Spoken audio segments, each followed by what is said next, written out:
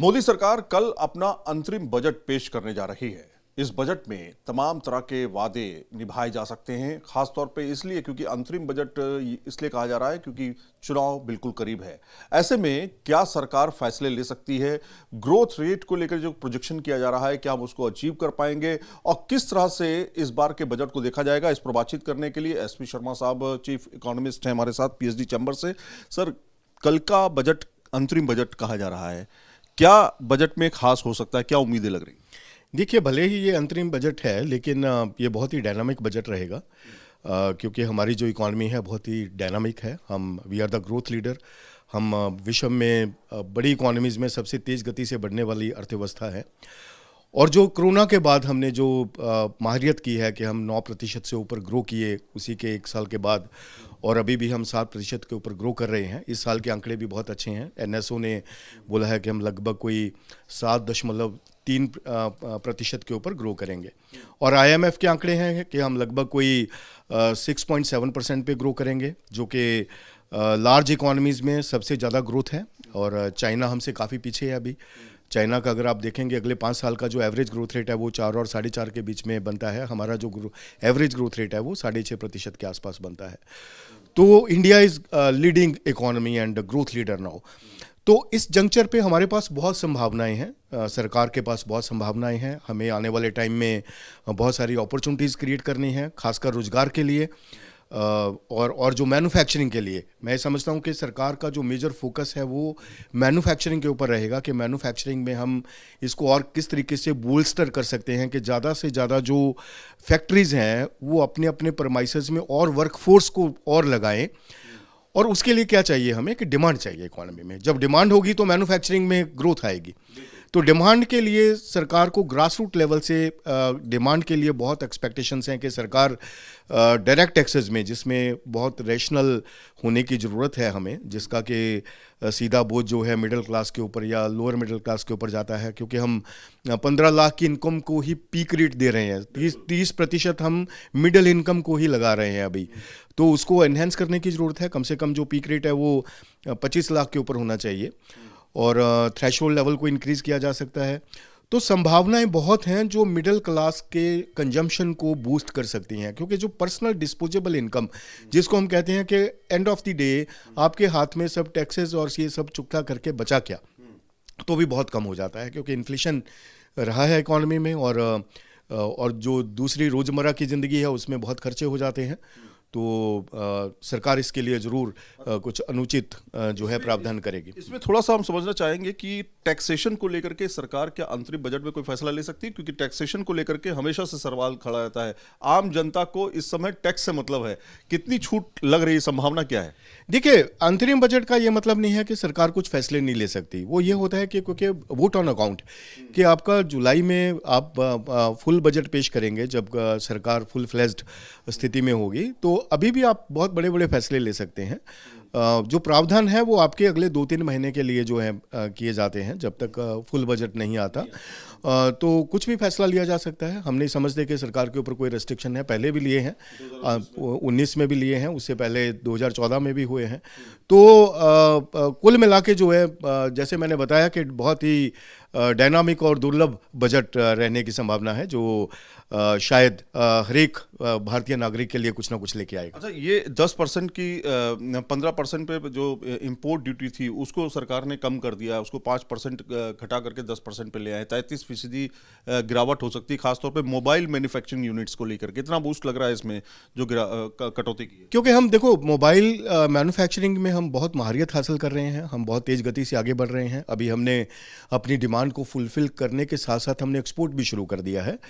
तो उसके लिए हमें बहुत संभावनाएं पैदा करती हैं। जैसे मैंने बताया कि मैन्युफैक्चरिंग में बहुत अच्छा आगे ग्रोथ रहेगा और मैन्युफैक्चरिंग के लिए बहुत सारी रिफॉर्म्स होंगी। तो उन्हीं में से एक कदम है कि हम मोबाइल मैन्युफैक्चरिंग को और ज़्यादा बूस्ट करें, फैसिलिटेट करें, सो दैट कि हमारे जो मैन्युफैक्चरर्स हैं, हमारे जो बिजनेसेस हैं, उसको और अच्छे से फोकस करके उसका प्रोडक्शन पॉसिबिलिटीज़ को इंक्रीज़ करें। इसका फ़ायदा तो आम जनता को भी होना चाहिए ना। आम जनता को जो मोबाइल है वो सस्ता मिलेगा थोड़ा बहुत। जी बिल्कुल, उसके क्योंकि जो प्राइस कॉम्पिटिटिवनेस आती है, हमें कॉम्पीट करना है। हम खाली अपने मोबाइल से कम्पीट नहीं, हम जो फॉरेन के मोबाइल्स हैं उनसे भी कम्पीट करना है। हमारे जो प्राइस कॉम्पिटिटिवनेस है वो इंटैक्ट रहना चाहिए। तो ये पास ऑन ज़रूर रहेगा, जो भी मैन्युफैक्चरिंग में जो भी उनके फ़ायदे होंगे, तो end of the day sales increase करने के लिए मैन्युफैक्चरिंग कंपनी ज़रूर जो है उपभोक्ता के लिए लाभ पहुंचाएंगी। दो अहम सवाल है।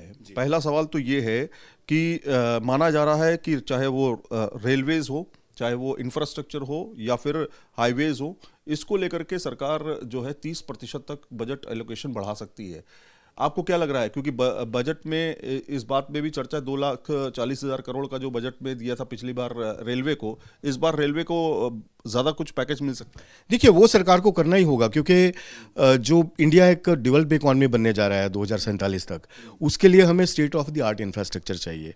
उसके लिए हमें रेल, रोड, पोर्ट, एयरपोर्ट, ये पूरा इंफ्रास्ट्रक्चर एकदम से इंटैक्ट चाहिए। जो एडवांस्ड इकॉनमीज़ में जैसा इंफ्रास्ट्रक्चर है वैसा ही हमारा अगले लगभग 25 साल में वैसा होना चाहिए 2047 तक। तो सरकार के बहुत प्रयास हैं। आपने देखा कि पिछले 4-5 साल में बहुत अच्छी बढ़ोतरी हुई है, बहुत सारे रेल, रोड, पोर्ट रिफॉर्म्स हो रही हैं और कैपेक्स इंक्रीज हो रहा है। सरकार ने अपना कैपेक्स जो है 3-4 लाख करोड़ से बढ़ा के 10 लाख करोड़ तक वापस पिछले साल में चला गया। और अभी उम्मीद है कि सरकार इसमें ज़रूर 20-25% की बढ़ोतरी करेगी। लगभग कोई जो अगले वित्त वर्ष के लिए हम सोचते हैं कि जिस तरीके से हम डेवलप्ड इकॉनमी बनना चाहते हैं, तो लगभग कोई 13-14 लाख करोड़ रुपए का जो है कैपेक्स होना चाहिए। और जो भी इंफ्रास्ट्रक्चर डेवलपमेंट है जिस तरीके से ग्रो कर रही है, उसमें हम 25-30% का बढ़ोतरी हर एक साल करेंगे, तो तभी जाके हम आगे state of the art infrastructure बन पाएंगे। अच्छा, इसमें देखा यह गया है कि बाजार पर कहीं ना कहीं सकारात्मक या फिर नकारात्मक असर पड़ता है।